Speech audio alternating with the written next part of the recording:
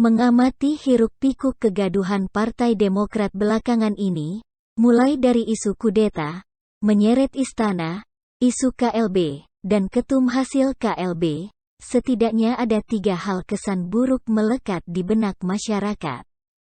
Pertama, Demokrat krisis kepemimpinan. Meski sebenarnya kesan ini sudah lama menghantui Demokrat sepeninggal SBY dan kemudian terpilihnya AHY jadi ketua umum. Baru-baru ini kembali mencuat ke permukaan. Seolah mengingatkan masyarakat bahwa Demokrat tidak punya lagi sosok karismatik yang dapat diandalkan dalam politik Indonesia. Meski jadi sorotan dan menjadi populer, sebenarnya Demokrat sedang mempertontonkan internal partai yang tidak punya seorang pemimpin. Mungkin sebagian orang akan mengatakan bahwa soal kepemimpinan ini masalah kecil dalam politik. Sebab mencetak seorang tokoh itu bisa dipoles dengan berbagai cara. Tidak semudah itu, kawan. Mencetak seorang pemimpin atau sosok karismatik yang bisa dijadikan magnet partai tidak semudah menjadikan anak mantan presiden 2 periode yang kebetulan mantan TNI menjadi seorang cagup, ketua pemuda partai dan kemudian ketua partai. Apalagi memaksakan seseorang menjadi pemimpin secara instan adalah kekeliruan terbesar dalam politik. Demokrat harus belajar dari PDIP. Megawati dengan legawa memberi kesempatan kepada Jokowi untuk menjadi cagup DKI dan kemudian capres, meski dia masih punya putri yang juga aktif di politik, Puan Maharani. Megawati seolah mengorbankan Puan demi Jokowi, tetapi sebenarnya sedang menyelamatkan partai daripada kepentingan dinastinya sendiri. Dengan demikian dia juga mengambil keuntungan bagi dinastinya. Puan pun jadi ketua DPR. Padahal dinasti Soekarno sudah melekat pada PDIP. Andaipun Megawati memaksakan Puan sebagai jagoan, orang akan maklum saja dan tidak memandangnya sebelah mata.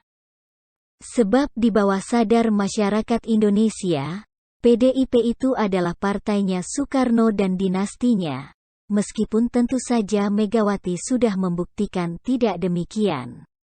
SBY dan Demokrat tidak demikian.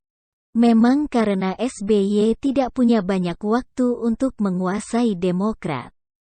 Sebab sekali Demokrat berada di tangan orang lain, tidak akan pernah lagi kembali ke Istana Cikeas. Tetapi pertaruhan SBY terlalu berbahaya dan kurang perhitungan. Prinsip sekarang atau tidak sama sekali tidak disertai dengan perlindungan berlapis sehingga sekali angin berhembus rumah pun terbawa angin. Kedua, Demokrat sudah tidak mampu mengatasi persoalan internal.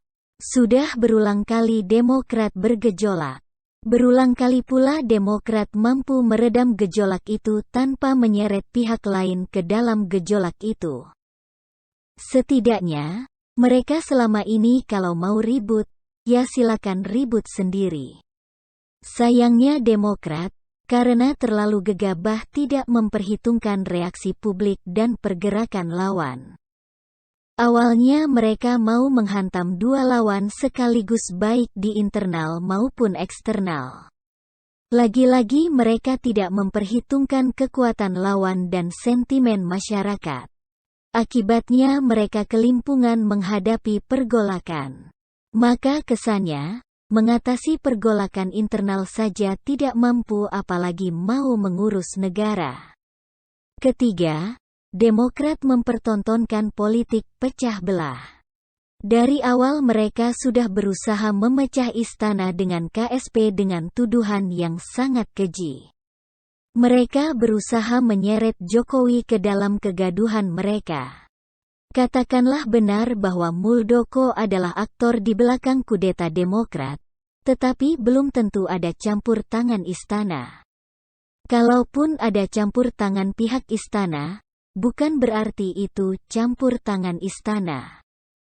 Demokrat mencari musuh dari beberapa pihak sekaligus baik dari internal sendiri, dari istana, dari Muldoko dan dari pihak lain yang dituduh ikut mengkudeta AHY. Bukan orang lain yang terpecah belah, melainkan Demokrat sendiri. Makanya jangan bermain api. Politik pecah belah yang digunakan masih hanya urusan internal saja. Akan memunculkan kesan buruk pada masyarakat bahwa partai ini akan berbahaya bila suatu saat berkuasa. Ketiga kesan ini tentu saja sangat berbahaya pada Demokrat di masa mendatang. Ini kesan yang tidak akan mudah dilupakan. Sama seperti kesan korupsi yang melekat pada Demokrat membuat partai tersebut nyungsep selama 2 kali pemilu. Kesan buruk ini pun bukan tidak mungkin bernasib sama pada Demokrat di kemudian hari. Apalagi kesan buruk ini diukir di benak masyarakat oleh Demokrat pada saat negara sedang tidak gaduh politik atau isu lain. Maka dapat dipastikan, entah AHY entah Muldoko yang jadi ketua umum Demokrat, mereka akan tetap sekarat. Apalagi Muldoko bukan tokoh karismatik.